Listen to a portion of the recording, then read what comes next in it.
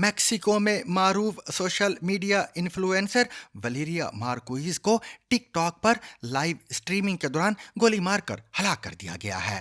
حملہ آور ان کے سیلون میں داخل ہوا اور براہ راست نشریات کے دوران فائرنگ کر دی۔ ولیریا کے ٹک ٹاک اور انسٹاگرام پر تقریباً 2 لاکھ فالورز تھے۔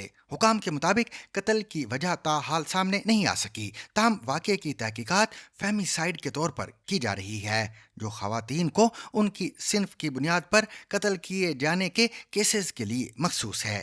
اس بارے میں مزید حقائق جانیے ہماری اس رپورٹ میں۔ ایک 23 سالہ انفلوئنسر کو ٹک ٹاک لائیو کے دوران گولی مار کر قتل کر دیا گیا۔ ویلیریا مارکیز میکسیکو کے شہر گوادالاہارا میں اپنے بیوٹی پارلر میں ایک اسٹفڈ جانور پکڑ کر میز کے پاس بیٹھی تھیں جب ایک شخص داخل ہوا اور مبینہ طور پر ان پر گولی چلائی۔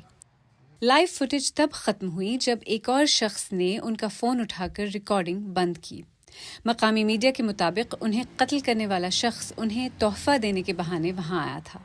اس کیس کی تفتیش فیمیسائیڈ یعنی خاتون ہونے کی وجہ سے قتل کیے جانے کے طور پر ہو رہی ہے۔ میکسیکو میں روزانہ 10 خواتین اپنے خاندان یا پارٹنرز کے ہاتھوں قتل ہوتی ہیں۔